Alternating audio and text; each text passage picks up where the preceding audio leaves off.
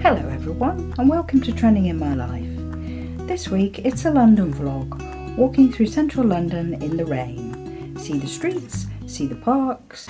Rainy day in London, but that's not unusual. Taking you a walk to show you what the streets are like. And also going to take you back to the place where I used to live when I first moved to London. So what do pigeons do in the rain? They sit on a bench. I've never seen this before, but clearly appropriate since we're on Fleet Street, which is the home of the newspapers. We'll now continue our walk. That is the Royal Courts of Justice building. You get old and new buildings mixed in London all the time as you're walking along the streets. I'm now taking you towards Somerset House. Somerset House is a venue for lots of things. Ice skating in the winter, big screen movies in the summer. It's a Strand station, underground station, but it's closed and occasionally they open it and do tours of it because it's no longer in use.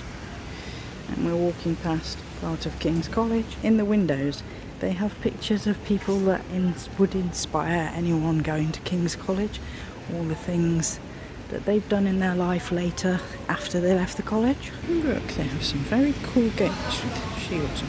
So this is the entrance to Somerset House, although the house itself you can see through the archways across the courtyard. We've clearly got an event going on here very soon because this part is closed off. There's all these seats lined up. They do Fashion Week stuff here, so it could be something to do with that. In December they'll have an ice rink where the forecourt is, and they do show big screen movies at part of the summer where you just bring a cushion and sit and watch a movie in that area there. On Tuesdays they do tours, and I've been on one in the main house, and they take you down some steps to the basement and show you how the concrete stairs are like indented, and they say it's from the paper boys that used to work for the newspapers, going up and down stairs in their bare feet, and their toenails actually scratched and made indentations in those steps. Okay, onwards. So here I am wandering around central London in the pouring rain. There's the London Waldorf Hotel. Couple of red phone boxes. I'm assuming they still work, although of course nobody uses them these days. I'm waiting to cross this road, but we'll let you watch some traffic, of which there is lots, and it's very, very noisy. I'm heading for a Sainsbury's, which is in one of the two big supermarkets that are seemingly on every corner. So talking about the meal deals in the supermarkets, it is a cheap way to get a meal, the main, the snack, and the drink, especially drinks, because sometimes you can pay like £1.95, £2.50 for a drink, and you can see if you can get the whole of those three things for £3.60, £3.75, that's much cheaper. And I know when I first came to London I didn't have a microwave to use, so I used to live off meal deals. There you go. Also, the supermarket card, you go online and get one sent to your house, and then certain prices in the supermarkets are cheaper. They've got two prices and you will save money. It's not always on the smaller items, but certainly on the bigger items. I buy a sort of a pack of 4 kitchen roll and I might save £2 on that. So I find it's worth doing. Tesco's, not quite sure how their points work. Sainsbury's points are collected on your card and you can cash them in at the checkout. So if you go to the section along the tabs at the top of the checkout screen, it says Nectar, and they're called Nectar cards at Sainsbury's, and it'll let you know if you've got enough to get £2.50 off or £5 off. So I like Sainsbury's, that and the fact that they happen to be close to my home and close to my work, so they're the supermarket I tend to go to. So I'm going to take you to Lincoln's Inn Fields. Left off Kingsway when I got to here. Yeah, Lincoln's Inn Fields. And it's not a field, it's a park.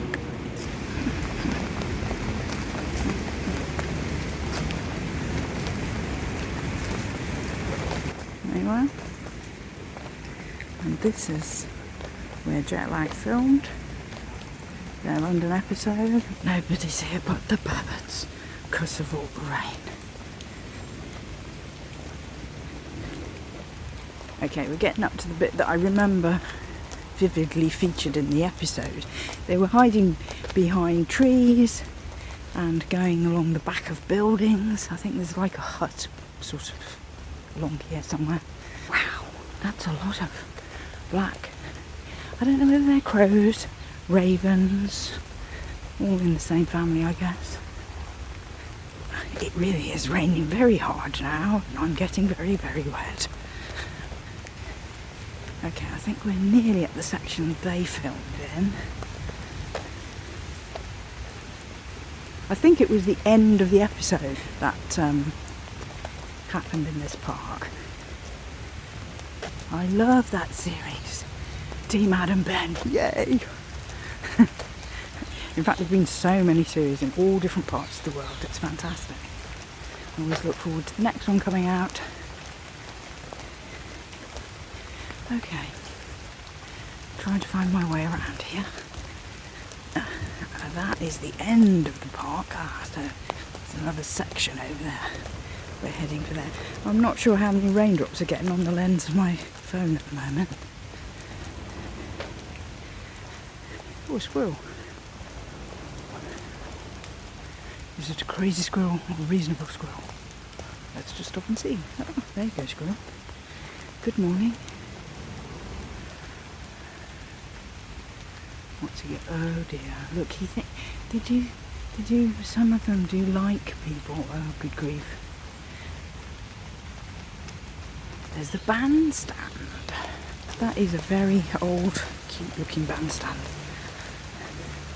I can't find the thing that I was trying to find. I know there was like a hut type place where they stood behind at one point, were hiding behind. But maybe it's gone now. It's been a few years since they filmed here. Okay, I'm gonna head up the road now and take you towards where I first lived when I moved to London. I learnt London from the inside out, from being right in central and gradually moving further and further out where accommodation is cheaper and you can get more for your money. At some point I couldn't imagine living on the outskirts of London, and now I can't imagine living right in the centre. It's weird. It's a Greggs. They have pies, pasties, sandwiches. As you can see, there's another Sainsbury's. This is Russell Square, and it's the closest park to where I used to first live when I moved to London. Those little gadgets on the roof there are collecting data for pollution. And Russell Square is surrounded by roads and buses, and that is collecting data for London for their statistics for pollution. Outdoor tables that would be full on a nice sunny day, which it is not. Sometimes they've had sculptures in this park. Oh look, this is sweet, look. It says that these tables are specifically for playing chess.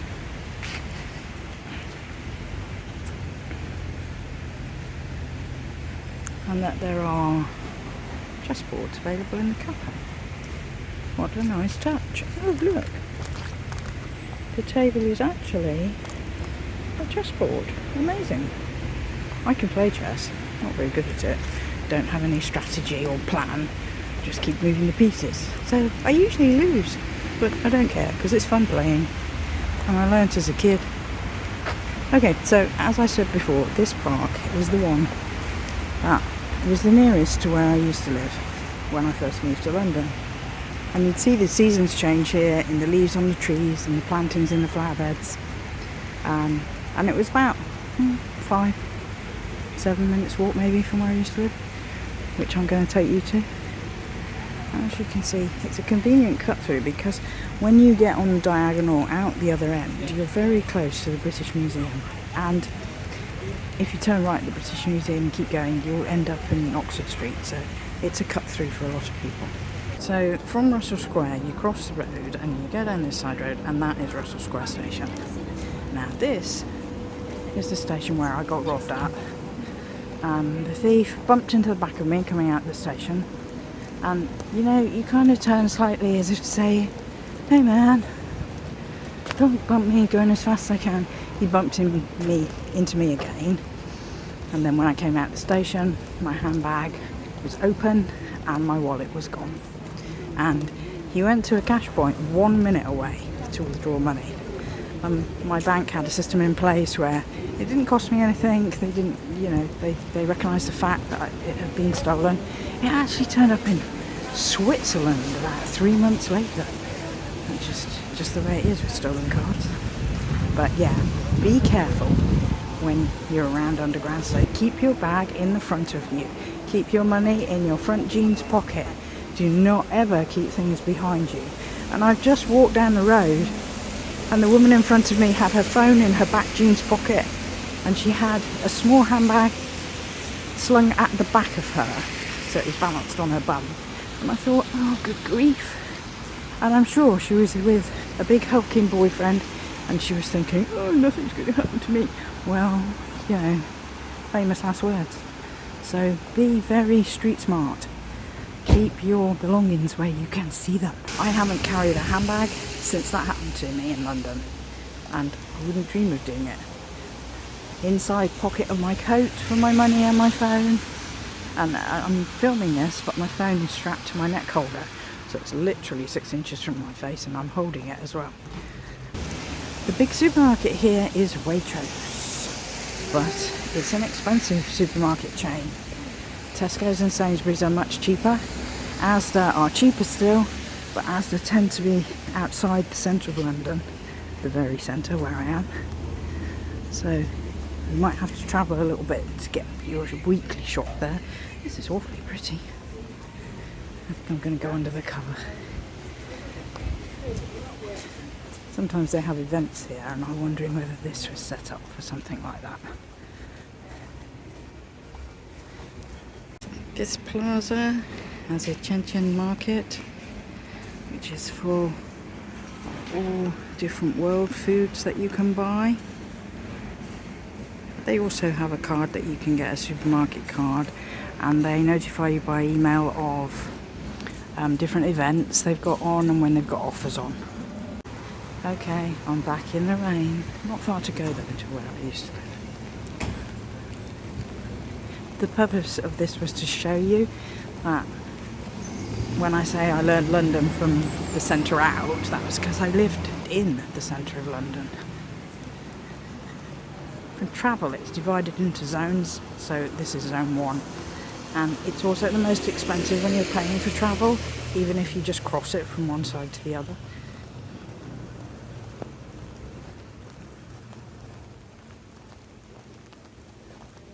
The buses are £1.75 per journey, but you're allowed to change buses once during an hour. So you could be on 2 buses and still only get charged the same.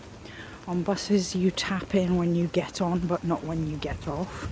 In tube, that's at underground stations, you tap when you go in and you tap when you go out. Just show you, there's another green space there, Cavendish Gardens, which has tennis courts in. So here I am. This was the street I used to live in when I first moved to London, and I wouldn't have been able to afford to live here if I hadn't been able to share with someone who let me stay for free, eternally grateful, while I tried to find a job.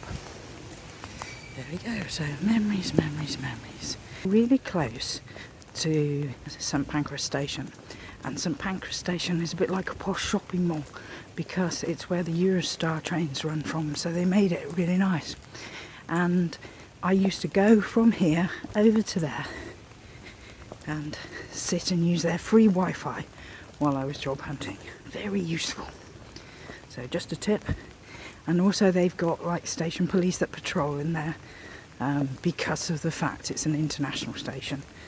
And that means that they don't, I mean most stations will not allow homeless people in begging because they'll be hassling people, but you won't get that there because they ask them to stay outside the actual station itself, which makes you feel a bit safer. Almost at my final destination. I can get a train back from here, I'm hoping, and at the very least I can get a bus back from here all the way home. When I first moved to London, and I'm talking about, I've been in London 14 years, at least half of that was spent living in and around the central bit, and then half of that has been living in the southeast of London. And when Londoners are trying to find somewhere to rent, it's a balance between how much you pay in rent and how much you pay for commuting back into central to your job or whatever you're doing in London. It's the Renaissance Hotel. Huge. If I go in up that driveway that's in front of the hotel, I can go in the top of the station and I'll be right next to the Eurostar trains.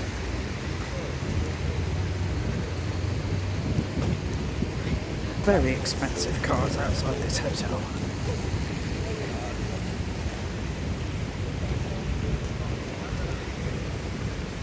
Not my colour, I'm more of a blue girl.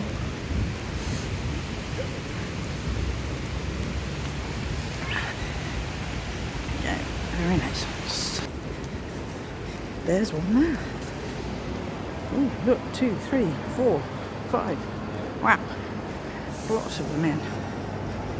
And those are the Eurostars that run from London to Paris. Actually, I think they run to more places than that now. That's where they originally started running from. Oh, we can actually see people come off the train and that are heading down the escalators to go through customs.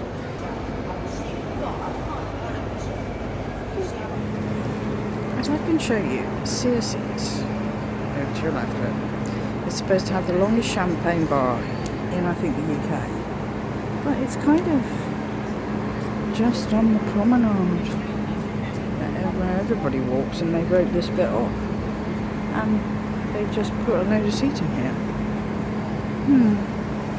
Not quite what I was expecting. There you can see the shops and the masses of people at St Pancras station.